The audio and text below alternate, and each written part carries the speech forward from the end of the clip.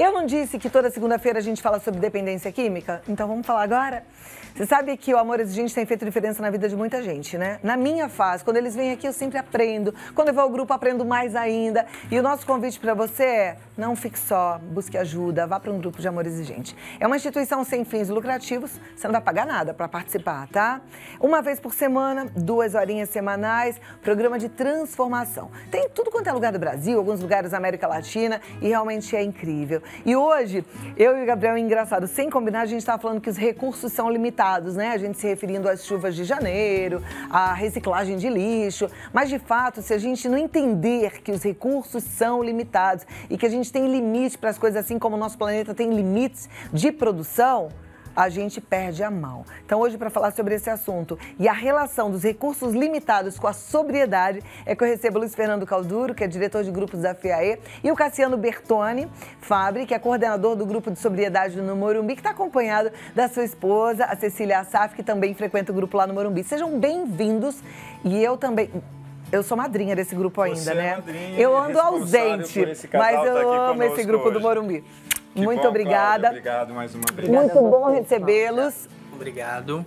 Muito bom estar aqui com vocês e poder aprender mais com vocês. Eu já conheço um pouco a história pelo grupo, né? Pelo que eu já ouvi do Cassiano partilhando e sei um pouquinho da dinâmica, mas eu tenho certeza que as pessoas em casa vão ficar encantadas, porque a história de vocês é muito bonita. Vou deixar eles começarem, né, Luiz Fernando? Claro, na verdade, eles são os nossos convidados de hoje. Então, Cassiano, conta primeiro um pouquinho como é que vocês foram parar no Amor Exigente. Bom, boa tarde, primeiramente, Boa tarde. a você, a todos nós. Obrigado pela oportunidade. Eu conheci o Amor Exigente através da minha mãe e da minha esposa, Cecília. Minha madrinha indicou o programa para minha mãe, que estava desesperada pelo meu uso de drogas. E minha mãe e minha esposa começaram a frequentar, a família toda queria que eu fosse internado, né? E eu sempre dizia para minha família, para minha mãe e para minha esposa que eu conseguiria sair dessa sem internação. Então era uma dúvida, né? E elas começaram a frequentar o Amor Exigente e entenderam que se eu não quisesse ajuda, não teria jeito, né?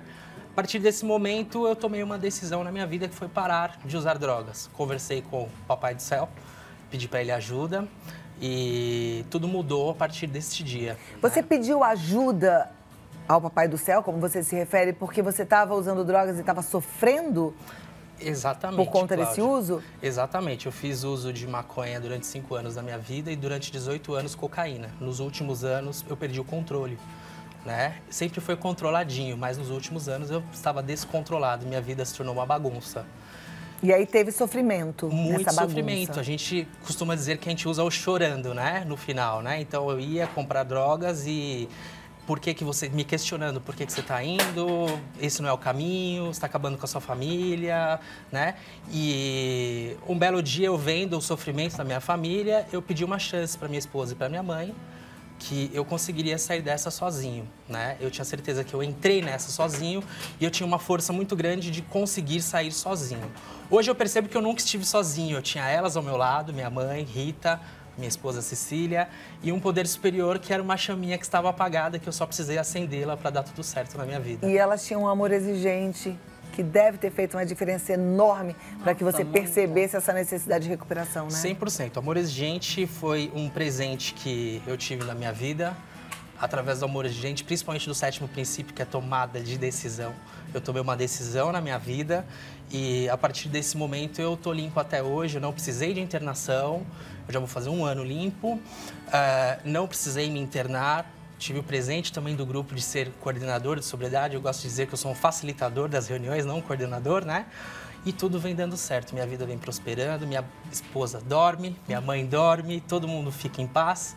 E nossa vida só tende a melhorar, cada vez melhor. Muito bom. Cecília, quando a gente tem um problema no casamento, primeira coisa que a gente pensa é: fiz uma escolha errada, esse casamento não vai dar certo, eu vou me separar, eu vou largar esse marido. Provavelmente você deve ter pensado nisso. Muitas vezes. Mas aí você tomou outra decisão. Não, porque família também é você persistir. Porque é tudo para mim, a minha família. Eu sempre tive esse negócio de essa tradição de família, né? Eu não queria vê-lo, não queria deixá-lo assim sem tentar. Então eu resolvi tentar, era tudo ou nada. né? É claro que a gente erra muito, porque a gente começa a tomar atitudes e fazer coisas que não são coerentes com a recuperação da pessoa do seu lado. Aí, através do amor exigente, é que a gente descobre os caminhos, como traçar os caminhos adequados. Quando a gente frequenta um grupo de apoio, Amor Exigente, ou qualquer outro grupo que trata das dependências, a gente recebe uns títulos, né? E quem acompanha o dependente químico recebe o título de codependente. Exatamente. Você já deve ter ouvido falar bastante desse título, né? Deve ter recebido esse título. E como codependente, o que você fazia que hoje você, lembrando, fala, puxa, isso era um problema para a recuperação do Cassiano? Primeiro que a gente persegue o dependente químico. Você olha por baixo da porta, você olha o celular, você quer olhar o celular, você quer vasculhar dentro do carro, você quer ir atrás dele para ver onde ele está, o que ele está fazendo, e nada disso funciona. É tudo errado, a gente está cada vez mais, está facilitando, na verdade, mais e mais o uso da pessoa, né? A gente tem que manter o equilíbrio e a serenidade, isso é só através do grupo mesmo. Facilitando por quê? Quando, por exemplo, a Cecília ficava fuxicando suas coisas, de que forma você acha que isso te facilitava? Sabe o que acontece, Cláudio? O dependente químico, ele procura um motivo para usar drogas. Então, quando a Cecília, por exemplo, ficava procurando algo em casa, revistando meus bolsos, querendo descer no carro, na garagem do prédio para ver se tinha alguma coisa no carro, isso era motivo de irritação da minha parte, me deixava mais bravo ainda, e um escape era sair para usar drogas. Então era como se fosse um gatilho, que a gente pode chamar, que qualquer desentendimento em casa era motivo para usar drogas. Na verdade, qualquer coisa era motivo para usar drogas. Aí um codependente, entendendo rápido isso, fala assim, não posso mais brigar com ele. Você funcionou assim também, em alguns momentos? Do tipo, não vou mexer com o Cassiano, porque senão ele vai sair de casa. A vítima, né? E aí? Passa a mão na cabeça, o que também é errado, porque ele acaba montando, porque eles manipulam você de todas as formas. E isso também é uma facilitação para a pessoa fazer o que ela quer e achar que está tudo bem, entrar na zona de conforto. Isso está errado também, né? Bom, as duas situações te deixam exaurida, né? Isso. Eu imagino que ficar buscando...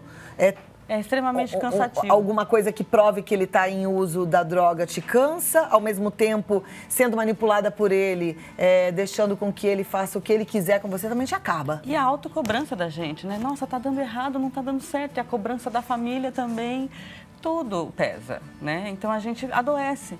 O codependente, ele adoece também. Você ficou doente? Fiquei.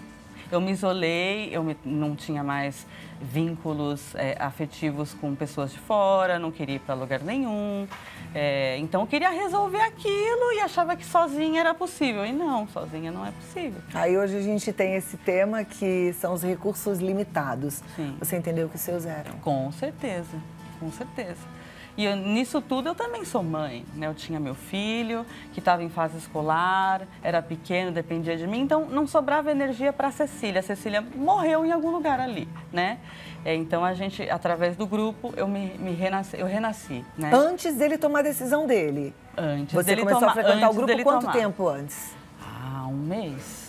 Né? Em um mês você já fez mudanças? Ou menos, isso, já fez mudanças. Olha isso. Eu falo, né, pra turma, não fica só, vai para um grupo, porque não é que você vai resolver isso de um dia para o outro, até porque a dependência, às vezes, ela acontece, como no caso do Cassiano, em anos, né? Então não é resolver a coisa de uma hora para outra. Mas você fazendo mudanças, as coisas começam a mudar ao seu redor. Com certeza. Em um mês você já tinha mudanças perceptíveis aos seus olhos? Ao primeiro dia, na verdade. Na verdade, a família tem um papel muito importante no processo de recuperação. Primeiro, o dependente químico, a recuperação é individual, né? Então, a tomada de decisão é muito importante para o dependente químico. Parar ou não parar, não existe meio termo, né? Então, a partir do momento que você entra em processo de recuperação, é primordial frequentar os grupos. Né? Então, hoje eu sou apaixonado, amo amor exigente. Não deixo de ir a uma reunião, não falto a nenhuma reunião. É verdade. Uma rede de intervenção. Porque quando você começa nesse processo de parar de usar drogas, que você está limpo, a gente chama assim, você ainda está em cima do muro. Se você tem vontade de usar, liga para alguém que é importante para você. No caso, eu ligava para minha esposa. Foram poucas as vezes. Né? A partir do momento que eu tomei essa decisão e entreguei nas mãos de um poder superior, as coisas começaram a tomar um rumo. Mas você acha que porque elas foram ao Amor Exigente um mês antes da sua tomada de decisão, foi mais talvez não fácil, mas foi mais necessária a sua tomada de decisão? Você percebeu a mudança nelas para falar, agora a coisa A mudança que eu percebi nelas foi boa. Né? Elas começaram a entender o meu problema, pararam de julgar, de questionar, de apontar o dedo.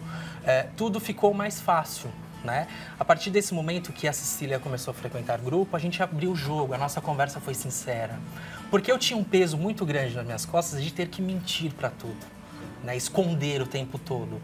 A partir desse momento, as nossas conversas ficaram mais claras. E foi um peso que eu tirei das minhas costas poder contar todas as verdades para ela e ela virar para mim e falar, eu estou do seu lado para o que der e vier. Gente, o amor faz muita diferença, né, Luiz Fernando? O amor e a ética na família que nos convida a ser fiéis, honestos e verdadeiros. Você futucou até chegar na resposta que você queria ouvir, né, Cláudia? Que é realmente exatamente este ponto quando surgiu a possibilidade de conversar sobre a verdade. Então essa foi a grande mudança. Antes de amor exigente, o codependente, ele apenas age por trás. Ele não tem coragem de conversar no olho, dizendo eu te amo, mas não aceito o que você está fazendo de errado. Então, quando você consegue se libertar de todos os seus julgamentos, de todos os seus rancores e mágoas, você está livre para olhar no olho da pessoa e aí flui diferente. Claro, a gente não consegue tratar algo encoberto, né? Um médico não consegue operar alguém no escuro. Um relacionamento não é tratado se não tiver clareza, né? Exatamente. Agora, para ter clareza, precisa existir essa compreensão. Como é que é a doença do meu marido? Entendi. Eu posso ouvi-lo falar. A minha esposa está entendendo que eu tenho uma doença e está pronta para me ajudar. E, gente, manter a sobriedade é muito difícil, mas não é uma tarefa impossível, como o Cassiano está trazendo para a gente. E não só o Cassiano, a gente vai ver depoimentos de pessoas que estão conseguindo manter a sobriedade através dos recursos, como a espiritualidade e o grupo de apoio. Presta atenção.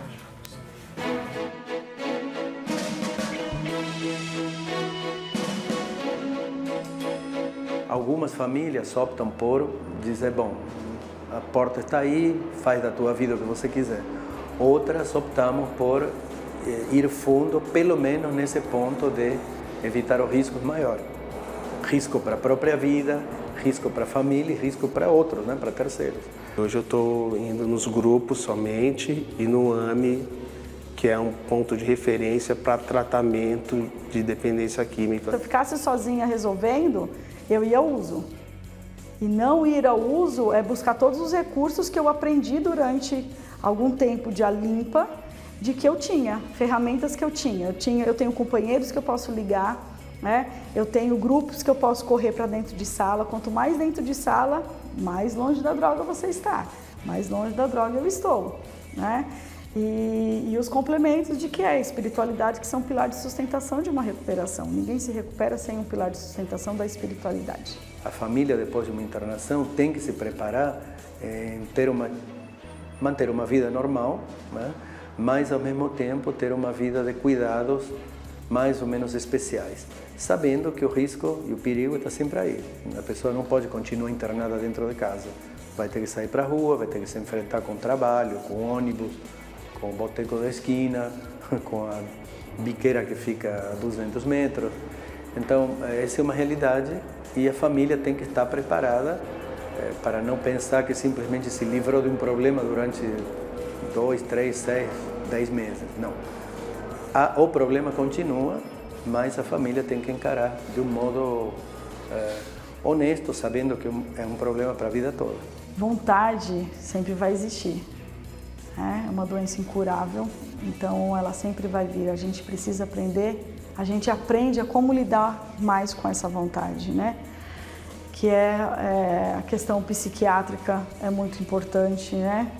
Para mim foi importante, mesmo não passando por clínica, foi muito importante, fundamental, para minha recuperação. A terapia individual é uma grande ferramenta, porque ajuda também no autoconhecimento. Tem um tratamento de psiquiatras, psicólogos, grupos de ajuda. Isso tem me ajudado muito, muito mesmo.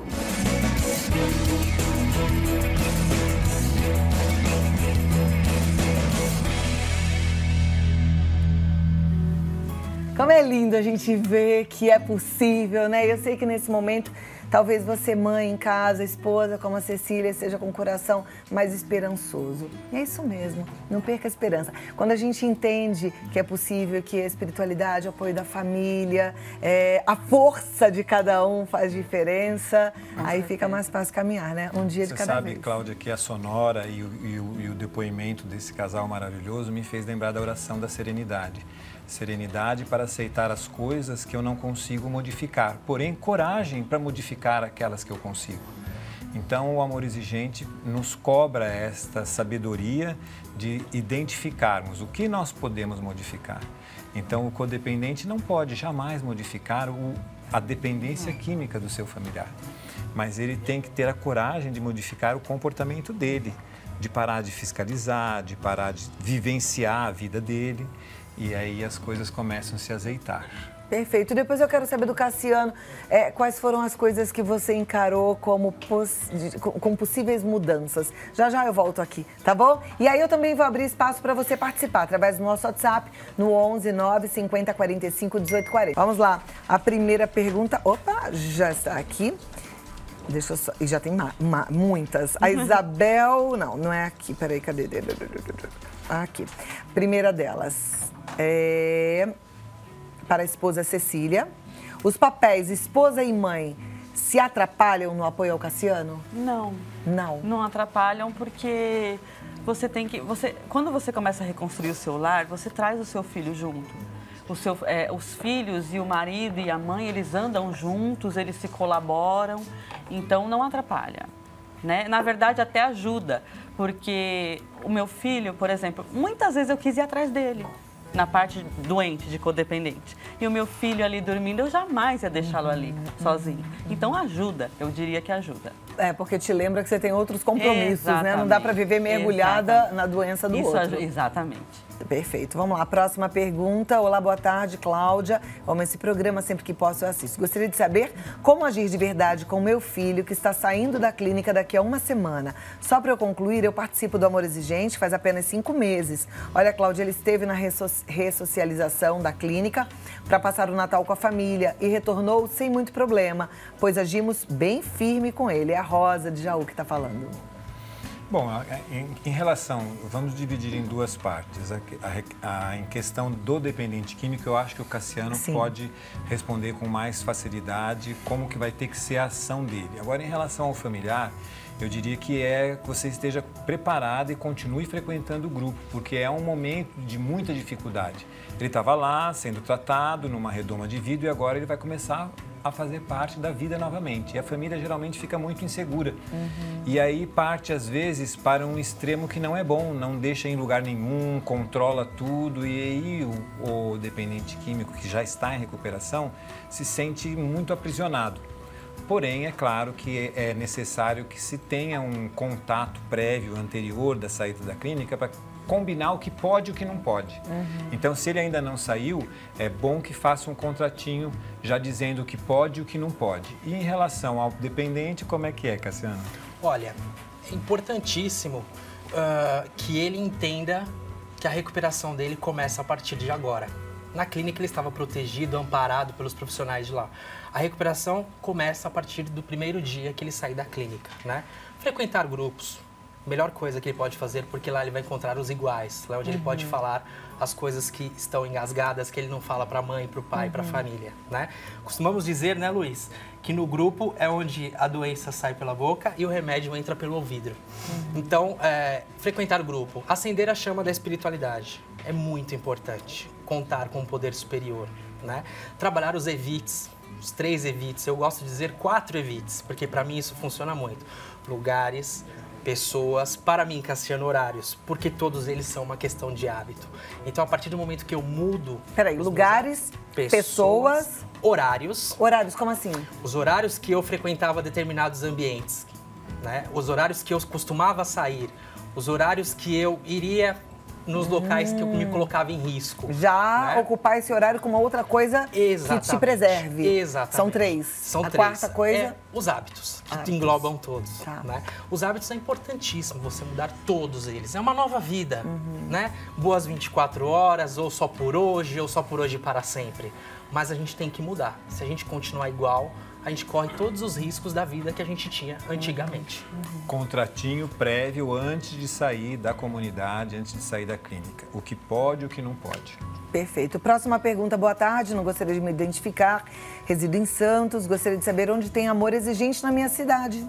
Olha lá. Tem, né? Tem o Localiza-E, tem muitos grupos lá, temos uma coordenadoria regional em Santos. Entre no nosso site que você vai coloque lá o seu CEP dentro do instrumento. Tem aí a tela do Amor Exigente? Eu gosto muito quando coloca a tela, porque aí você que está em casa vai poder ver direitinho. Você vai colocar www.amorexigente.org.br, tá lá na barrinha do endereço, como você está acostumada. Aí vai abrir essa primeira página. Tá vendo ali onde está grifadinho de vermelho? É ali que você clica. Localiza aí. Clicou ali, já abre uma próxima página, que é essa. Aí você vai colocar o seu bairro, né? Sua região, o seu CEP. Colocou o seu CEP, aí já vai aparecendo os endereços das reuniões. Você escolhe qual é mais próximo, que é mais fácil e vá. O importante é ir, não pode ficar só.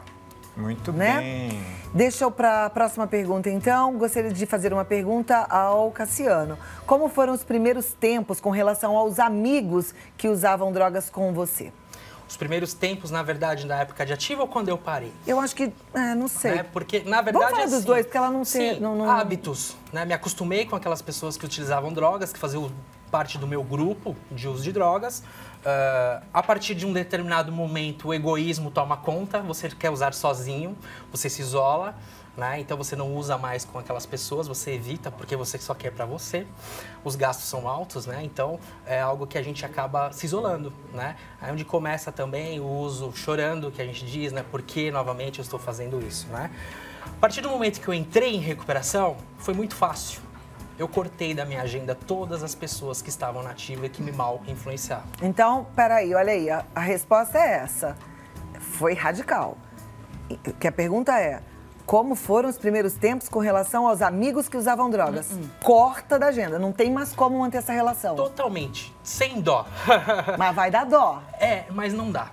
Não dá mais pra continuar. Você não teve dó, ou teve? Não tive, Cláudia, eu tive que cortar. WhatsApp, por exemplo. Quantas vezes eu falei, eu vou ficar em casa quietinho, vinha uma mensagem no WhatsApp e já tinha vontade de sair para usar drogas. Então vai bloquear tudo. Exatamente. Eu literalmente excluí os contatos que infelizmente me mal influenciavam, né? A partir desse momento eu fiquei tranquilo, não tinha má influência de fora. Meus hábitos. Horário, como diz minha esposa, horário de pai de família, 10 horas já passou da hora de estar em casa, né?